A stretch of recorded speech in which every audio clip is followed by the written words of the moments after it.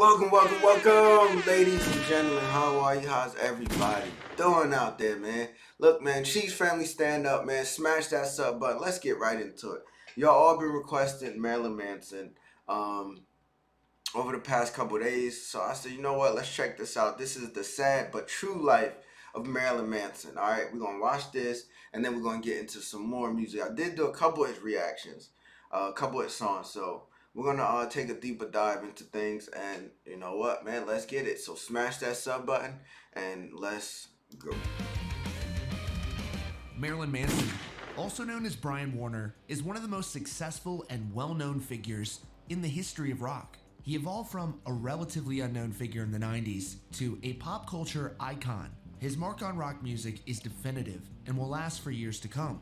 But in recent years, with numerous bizarre public appearances, concert cancellations, and injuries, fans have begun to wonder, what's going on with Marilyn Manson? Today in Rock Feed History, we're taking a look at the sad true life story of Marilyn Manson. If you're new here, be sure to subscribe with notifications on. Rock Feed publishes daily hard rock and heavy metal news stories, so subscribe now to make sure you don't miss out on the breaking news. Wait, I'm sure he put makeup on, but now that I do notice, all his videos, he's super like pale. You know what I mean? Like a ghost almost. Is that his natural skin color, or he just always wearing makeup to make himself look whiter than? 1969 in beautiful Canton, Ohio, Brian Warner was the son of Barbara and Hugh. He looked like his dad. Manson was raised in a religious household, attending Heritage Christian School from 1st to 10th grade. While many were certainly influenced heavily by the curriculum in that school, Manson was shown what he didn't want to be by the teachers who would show them music that was socially unacceptable. With his rebellious nature, Warner chose to go against the grain. He later said that he fell in love with what he wasn't supposed to do.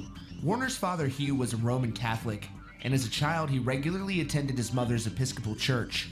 After he attended Heritage Christian School from 1st to 10th grade, Warner transferred to Glen Oak High School, also in Canton, and successfully graduated there in 1987.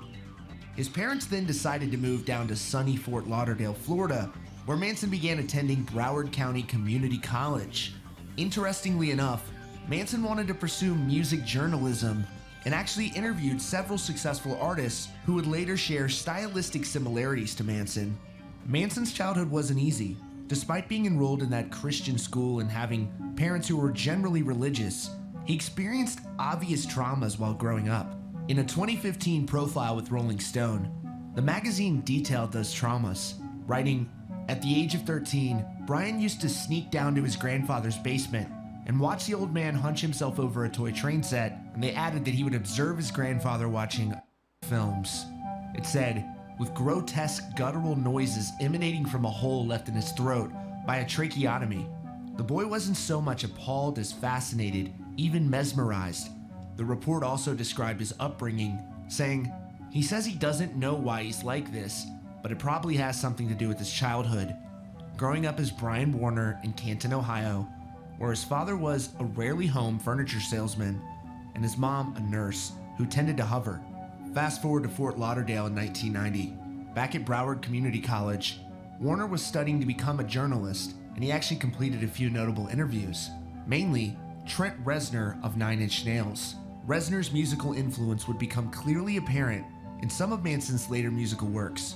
In Fort Lauderdale, Warner hooked up with guitarist Scott Puteski, and they formed Marilyn Manson and the Spooky Kids. Later, the Spooky Kids was eventually dropped, and it was just Marilyn Manson. Manson later teamed up with Twiggy Ramirez for a side project, and in 1993, Manson gained the attention of someone he had previously interviewed, none other than 9 Inch Nails creative visionary Trent Reznor. Reznor helped produce the 1994 debut album, Portrait of an American Family. He released it on his label, Nothing Records. Manson later joined 9 Inch Nails on tour as an opening act.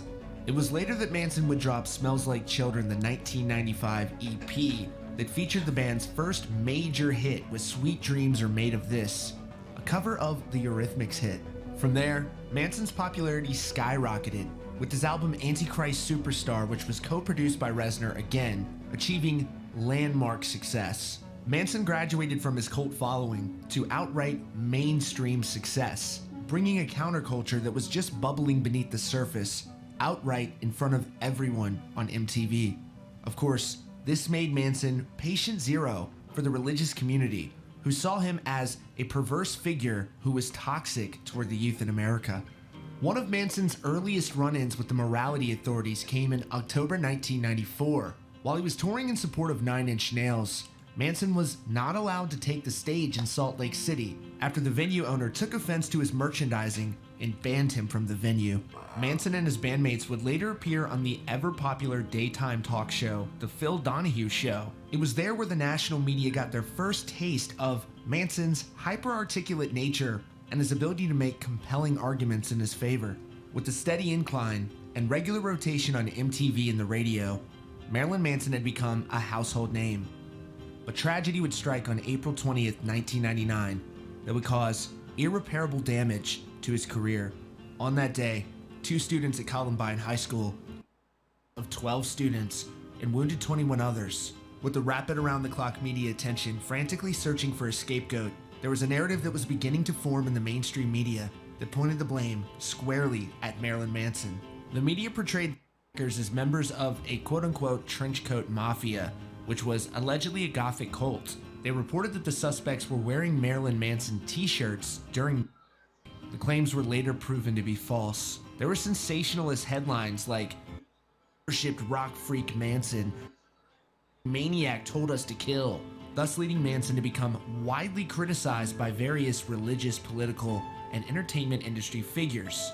Even Manson's peers in the entertainment industry criticized the singer unfairly. Leonard Skinner purportedly offered to give the frontman, quote, "a can of whoop-ass." Marilyn Manson later came out in defense of himself in an op-ed piece published by Rolling Stone on June 24th, 1999, several months after the tragedy occurred. He wrote in part, "It is no wonder that kids are growing up more cynical. They have a lot more information in front of them. They can see that they are living in a world that's made of bullshit. In the past, there was always the idea that you could turn and run and start something better. But now America has become one big mall, and because of the internet and all the technology we have, there's nowhere to run. People are the same everywhere. Sometimes music, movies, and books are the only thing that let us feel like someone else feels like we do. I've always tried to let people know it's okay, or better, if you don't fit into the program. Use your imagination. If some geck from Ohio can become something, why can't anyone else with the willpower and creativity? I chose not to jump into the media frenzy and defend myself. Though I was begged to be on every single TV show in existence, I didn't want to contribute to these fame-seeking journalists and opportunists looking to fill their churches or to get elected because of their self-righteous finger-pointing." Yo, Marilyn is smart, man. I like hearing him talk and hearing what he had to say in these interviews and stuff when he defended himself.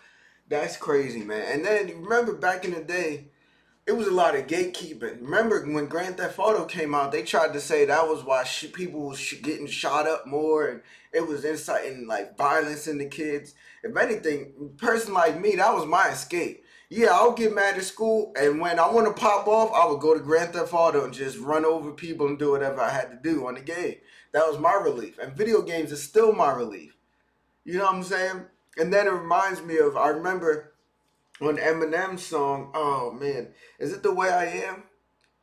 I think it's The Way I Am, where he was like, a fool wants to go and shoot up at school and they blame it on Maryland. Where was the parents at? Y'all remember, man. Now, the Eminem line, now it makes sense. As a kid, I'm just like, blame it on Maryland.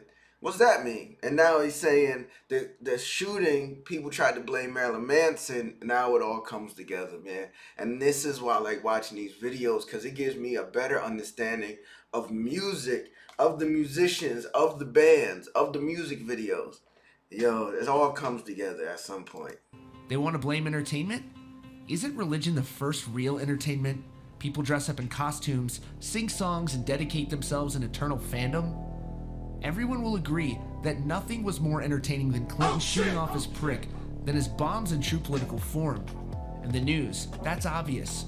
So is entertainment to blame? I'd like media commentators to ask themselves, because their coverage of the event was one of the most gruesome entertainment any of us have seen. I think that the National Rifle Association is far too powerful to take on, so most people choose Doom, The Basketball Diaries, or yours truly. This kind of controversy does not help me sell records or tickets, and I wouldn't want it to. I'm a controversial artist, one who dares to have an opinion and bothers to create music and videos that challenge people's ideas in a world that is watered down and hollow. In my work, I examine the America we live in. I've always tried to show people that the devil we blame our atrocities on is really each one of us. So don't expect the end of the world to come one day out of the blue. It's been happening every day for a long time. Manson told The Guardian in a 2017 interview, "That's going to be a great pull quote for you, but honestly, the Columbine era destroyed my entire career at the time." Manson later appeared in the Eminem music video for his hit single, The Way I Am, where Eminem briefly touched on the topic. It's clear that Marilyn Manson had many traumatic experiences in his life, both before he was famous and since he became famous. In recent years, Marilyn Manson has repeatedly made headlines for bizarre on-stage behavior. There's been a recurring theme in the outbursts on stage. Manson appears to incoherently yell at fans in the crowd or his own crew. He's even become hospitalized due to falling props on stage, causing him to become injured and have to cancel numerous shows. Here's a 2012 clip of Rob Zombie cussing out Marilyn Manson because the two purportedly had a feud over Manson refusing to shorten his set times or start his set on time to begin with. The two have since buried the hatchet.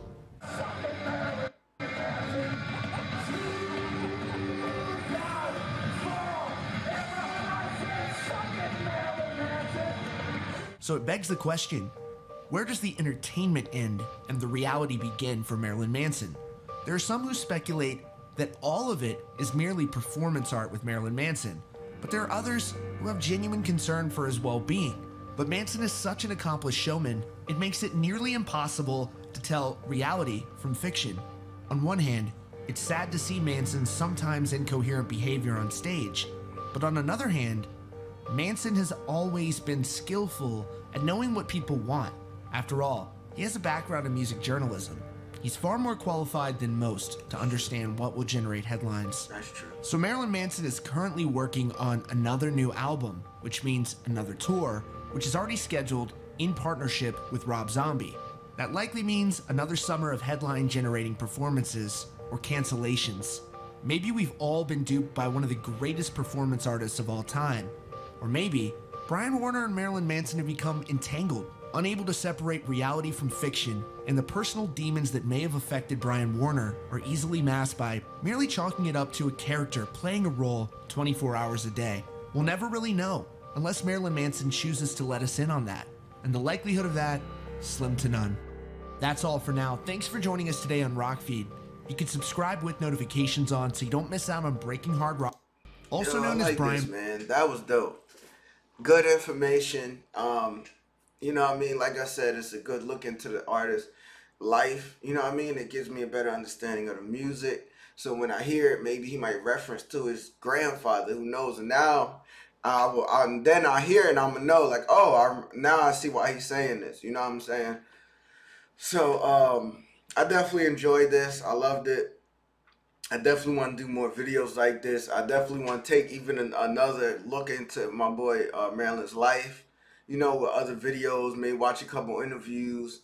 And like I said, we definitely going to get back to the music as well. So with that being said, y'all, like, comment, subscribe, social media links down below. I hope you enjoyed the video. And for more, you know, already know, smash that sub button. And let's continue to grow. Cheese Family Stand Up. Thank you, everybody, for the love and support. I really appreciate y'all, man. So, with that being said, I'll see you on the next one. Cheese.